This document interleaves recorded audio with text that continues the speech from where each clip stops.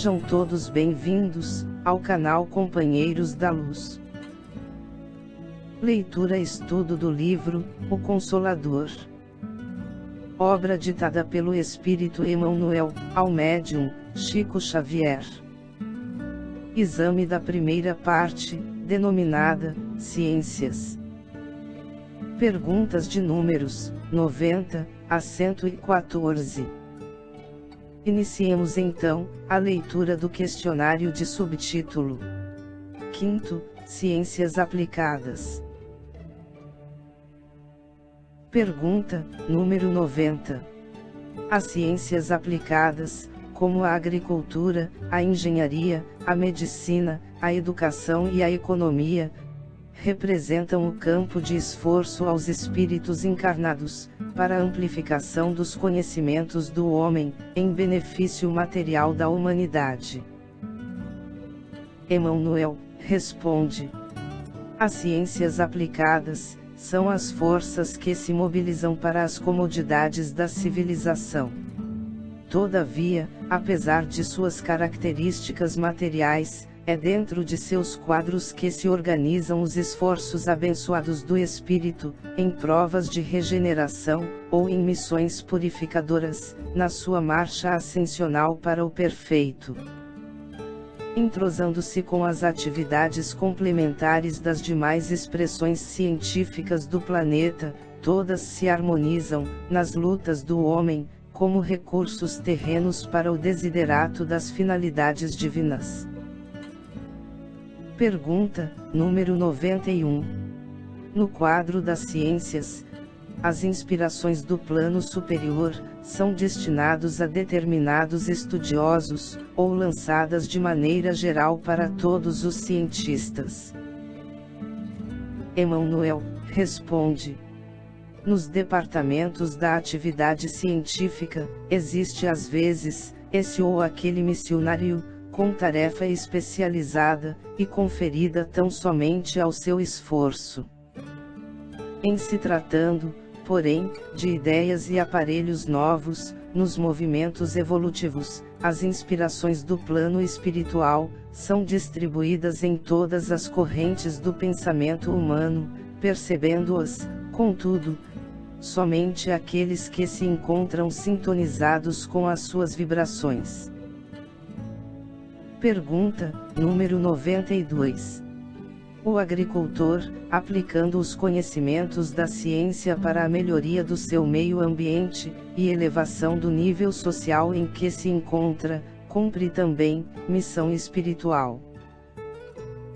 Emmanuel responde: o homem recebeu, igualmente, uma grande tarefa junto ao solo do globo, fonte de manutenção de sua existência, competindo-lhe o bom serviço de cultivar e aperfeiçoar o trato da terra, sob a sua ordenação transitória, porquanto, é na oficina do orbe que ele se prepara, de modo geral, para o seu futuro infinito, cheio de beleza e de realizações definitivas no plano eterno. Pergunta número 93. O engenheiro, na movimentação dos patrimônios materiais do orbe, alargando as possibilidades de comunicação entre os povos, é amparado pelas forças espirituais? Emmanuel responde: as fontes de proteção do plano invisível amparam todos os esforços generosos e sinceros, que objetivam não só o aperfeiçoamento da escola planetária, como também o de seus filhos. Assim, temos de reconhecer no engenheiro abnegado, um obreiro do progresso e da fraternidade. Essa a razão pela qual, as grandes obras da engenharia, em sua feição beneficiária, apesar de materiais, possuem elevada significação pela extensão de sua utilidade ao espírito coletivo. Pergunta número 94. Como é considerada, nos planos espirituais, a medicina terrena? Emmanuel responde: a medicina humana, compreendida e aplicada dentro de suas finalidades superiores, constitui uma nobre missão espiritual. O médico honesto e sincero, amigo da verdade e dedicado ao bem, é um apóstolo da providência divina, da qual recebe a precisa assistência e inspiração, sejam quais forem os princípios religiosos por ele esposados na vida. Pergunta, número 95. Em face dos esforços da medicina, como devemos considerar a saúde? Emmanuel responde: para o homem da terra, a saúde pode significar o equilíbrio perfeito dos órgãos materiais. Para o plano espiritual, todavia, a saúde é a perfeita harmonia da alma, para a obtenção da qual, muitas vezes, há necessidade da contribuição preciosa das moléstias e deficiências transitórias da terra. Pergunta, número 96. Toda moléstia do corpo tem ascendentes espirituais? Emmanuel responde: as chagas da alma se manifestam através do envoltório humano. O corpo doente reflete o panorama interior do espírito enfermo. A patogenia é um conjunto de inferioridades do aparelho psíquico. E é ainda na alma que reside a fonte primária de todos os recursos medicamentosos definitivos. A assistência farmacêutica do mundo não pode remover as causas transcendentes do caráter mórbido dos indivíduos. O remédio eficaz está na ação do próprio espírito enfermiço. Podeis objetar que as injeções e os comprimidos suprimem a dor. Todavia, o mal ressurgirá, mais tarde, nas células do corpo. Indagareis, aflitos, quanto às moléstias incuráveis pela ciência da terra, e eu vos direi, que a reencarnação, em si mesma, nas circunstâncias do mundo envelhecido nos abusos, já representa uma estação de tratamento e de cura, e que há enfermidades da alma, tão persistentes, que podem reclamar várias estações sucessivas, com a mesma intensidade, nos processos regeneradores. Pergunta, número 97. Se as enfermidades são de origem espiritual, é justa a aplicação dos medicamentos humanos, a cirurgia, etc. e etc.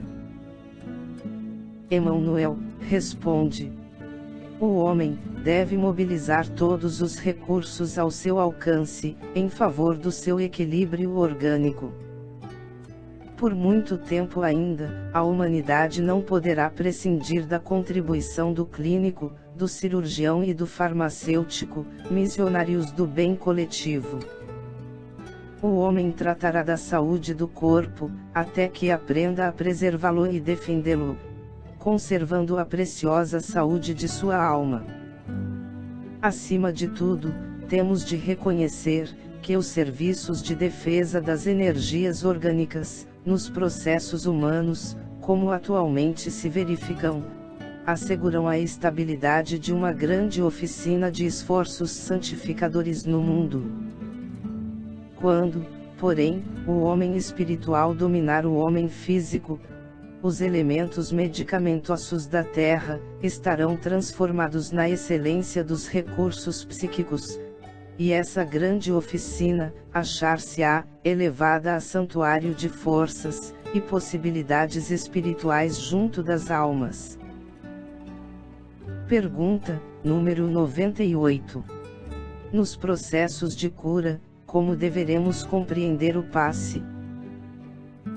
Emmanuel responde: assim, como a transfusão de sangue representa uma renovação das forças físicas, o passe é uma transfusão de energias psíquicas, com a diferença de que os recursos orgânicos são retirados de um reservatório limitado, e os elementos psíquicos o são do reservatório ilimitado das forças espirituais. Pergunta, número 99. como deve ser recebido e dado o passe? Emmanuel responde: o passe poderá obedecer à fórmula que forneça maior porcentagem de confiança, não só a quem o dá, como a quem o recebe. Devemos esclarecer, todavia, que o passe é a transmissão de uma força psíquica e espiritual, dispensando qualquer contato físico, na sua aplicação. Pergunta, número 100. A chamada benzedura, conhecida nos meios populares, será uma modalidade do passe? Emmanuel responde: as chamadas benzeduras, tão comuns no ambiente popular, sempre que empregadas na caridade, são expressões humildes do passe regenerador, vulgarizada nas instituições espiritistas de socorro e de assistência. Jesus nos deu a primeira lição nesse sentido, impondo as mãos divinas sobre os enfermos e sofredores, no que foi seguido pelos apóstolos do cristianismo primitivo. Toda boa dádiva e dom perfeito vem do alto, dizia o apóstolo, na profundeza de suas explanações. A prática do bem pode assumir as fórmulas mais diversas. Sua essência, porém, é sempre a mesma diante do Senhor. Pergunta, número 101. Por que não será permitida às entidades espirituais a revelação dos processos de cura, da lepra, do câncer, etc. Emmanuel responde: antes de qualquer consideração, devemos examinar a lei das provações, e a necessidade de sua execução plena. Na própria natureza da Terra, e na organização de fluidos inerentes ao planeta, residem todos esses recursos, até hoje inapreendidos pela ciência dos homens. Jesus curava os leprosos, com a simples imposição de suas mãos divinas. O plano espiritual não pode quebrar o ritmo das leis do esforço próprio, como a direção de uma escola não pode decifrar os problemas relativos à evolução de seus discípulos. Além de tudo, a doença incurável traz consigo profundos benefícios. Que seria das criaturas terrestres, sem as moléstias dolorosas que lhes apodrecem a vaidade? Até onde poderiam ir o orgulho e o personalismo do espírito humano, sem a constante ameaça de uma carne frágil e atormentada? Observemos as dádivas de Deus no terreno das grandes descobertas, mobilizadas para a guerra de extermínio, e contemplemos com simpatia os hospitais isolados e escuros, onde, tantas vezes, a alma humana se recolhe para as necessárias meditações. Pergunta, número 102. Podem os espíritos amigos atuar sobre a flora microbiana, nas moléstias incuráveis, atenuando os sofrimentos da criatura? Emmanuel responde: as entidades amigas podem diminuir a intensidade da dor nas doenças incuráveis, bem como afastá-la completamente, se esse benefício puder ser levado a efeito, no quadro das provas individuais, sob os desígnios sábios e misericordiosos do plano superior. Pergunta, número 103. No tratamento ministrado pelos espíritos amigos, a água fluidificada, para um doente, terá o mesmo efeito em outro enfermo? Emmanuel responde: a água pode ser fluidificada, de modo geral, em benefício de todos. Todavia, pode sê-lo em caráter particular para determinado enfermo, e neste caso, é conveniente que o uso seja pessoal e exclusivo. Pergunta, número 104. Existem condições especiais para que os espíritos amigos possam fluidificar a água pura, como sejam a presença de médiuns curadores, reuniões de vários elementos, etc., etc. Emmanuel responde: a caridade não pode atender a situações especializadas. A presença de médiuns curadores, bem como as reuniões especiais, de modo algum podem constituir o preço do benefício aos doentes, porquanto, os recursos dos guias espirituais, nessa esfera de ação, podem independer do concurso medianímico, considerando o problema dos méritos individuais. Pergunta, número 105. O fato de um guia espiritual receitar para determinado enfermo é sinal infalível de que o doente terá de curar-se? Emmanuel responde: o guia espiritual é também um irmão e um amigo, que nunca ferirá as vossas mais queridas esperanças. Aconselhando o uso de uma substância medicamentosa, alvitrando essa ou aquela providência, ele cooperará para as melhoras de um enfermo, e se possível, para o pleno restabelecimento de sua saúde física, mas não poderá modificar a lei das provações, ou os desígnios supremos dos planos superiores, na hipótese da desencarnação, porque, dentro da lei, somente Deus, seu Criador, pode dispensar. Pergunta, número 106. A eutanásia é um bem, nos casos de moléstia incurável? Emmanuel responde: o homem não tem o direito de praticar a eutanásia, em caso algum, ainda que a mesma seja a demonstração aparente de medida benfeitora. A agonia prolongada pode ter finalidade preciosa para a alma, e a moléstia incurável pode ser um bem, como a única válvula de escoamento das imperfeições do espírito, em marcha para a sublime aquisição de seus patrimônios da vida imortal.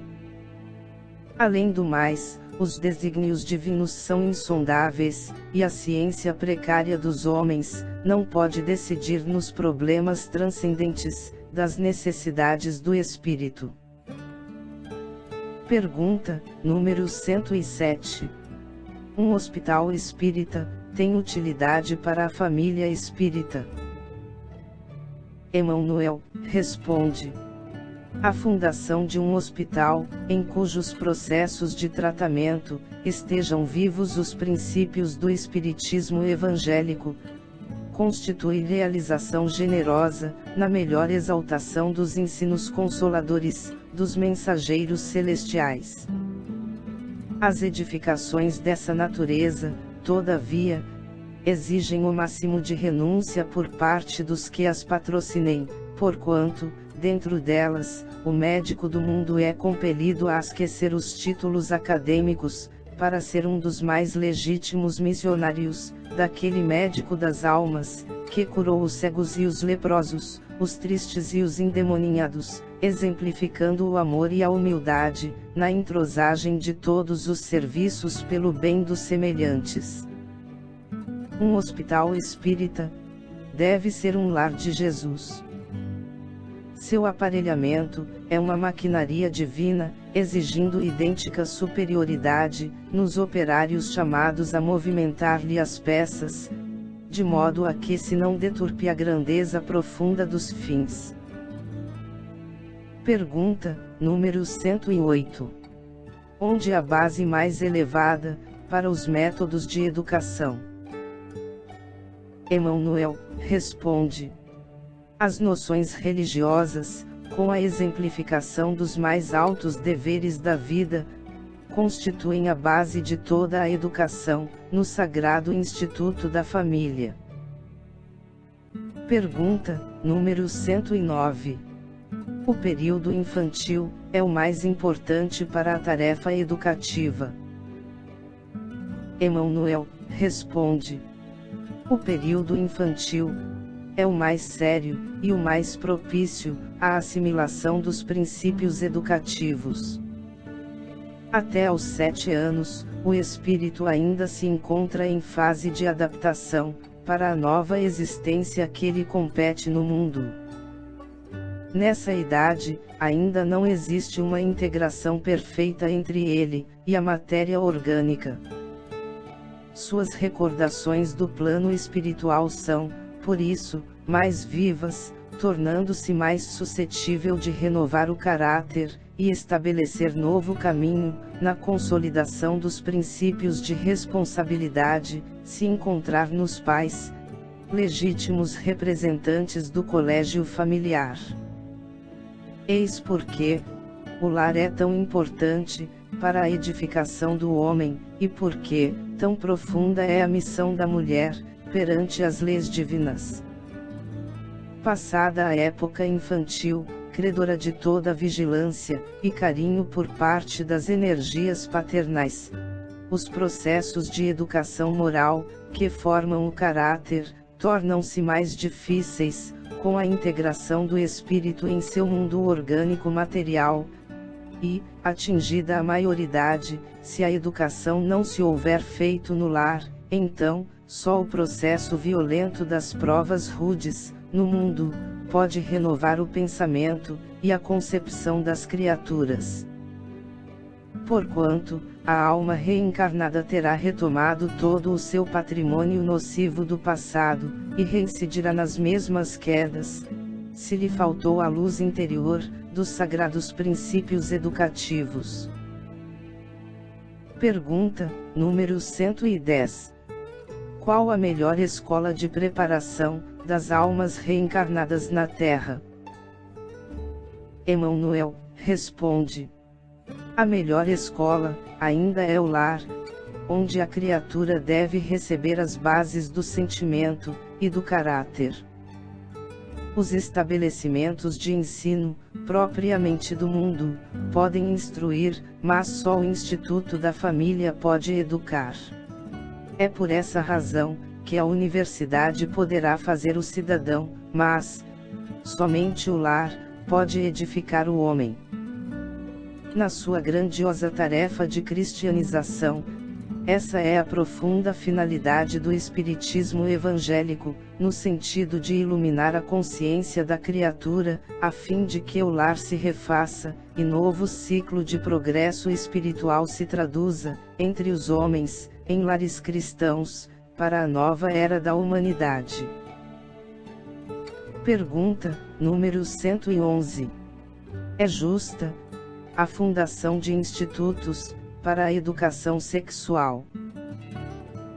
Emmanuel responde: quando os professores do mundo estiverem plenamente despreocupados das tabelas administrativas, dos auxílios oficiais, da classificação de salários, das situações de evidência no magistério, das promoções, etc., para sentirem nos discípulos os filhos reais do seu coração, será acertado cogitar-se da fundação de educandários dessa natureza, porquanto haverá muito amor dentro das almas, assegurando o êxito das iniciativas.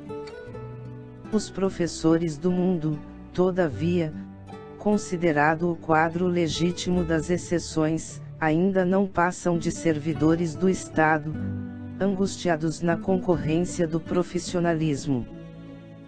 Na sagrada missão de ensinar, eles instruem o intelecto, mas, de um modo geral, ainda não sabem iluminar o coração dos discípulos, por necessitados da própria iluminação. Examinada a questão desse modo, e atendendo às circunstâncias das posições evolutivas, consideramos que os pais são os mestres da educação sexual de seus filhos, indicados naturalmente para essa tarefa, até que o orbe possua, por toda parte, as verdadeiras escolas de Jesus, onde a mulher, em qualquer estado civil, se integre na divina missão da maternidade espiritual de seus pequenos tutelados, e onde o homem, convocado ao trabalho educativo, se transforme num centro de paternal amor e amoroso respeito para com os seus discípulos. Pergunta número 112. Como renovar os processos de educação para a melhoria do mundo? Emmanuel responde: as escolas instrutivas do planeta poderão renovar sempre os seus métodos pedagógicos, com esses, ou aqueles processos novos, de conformidade com a psicologia infantil, mas a escola educativa do lar só possui uma fonte de renovação, que é o Evangelho, e um modelo de mestre, que é a personalidade excelsa do Cristo. Pergunta número 113. Os pais espiritistas devem ministrar a educação doutrinária a seus filhos, ou podem deixar de fazê-lo, invocando as razões de que, em matéria de religião, apreciam mais a plena liberdade dos filhos? Emmanuel responde: o período infantil, em sua primeira fase, é o mais importante para todas as bases educativas, e os pais espiritistas cristãos não podem esquecer seus deveres de orientação aos filhos, nas grandes revelações da vida. Em nenhuma hipótese, essa primeira etapa das lutas terrestres deve ser encarada com indiferença. O pretexto de que a criança deve desenvolver-se com a máxima noção de liberdade pode dar ensejo a graves perigos. Já se disse, no mundo, que o menino livre é a semente do celerado. A própria reencarnação não constitui, em si mesma, restrição considerável à independência absoluta da alma necessitada de expiação e corretivo. Além disso, os pais espiritistas devem compreender que qualquer indiferença nesse particular pode conduzir a criança aos prejuízos religiosos de outrem, ao apego do convencionalismo e à ausência de amor à verdade. Deve nutrir-se o coração infantil com a crença, com a bondade, com a esperança e com a fé em Deus.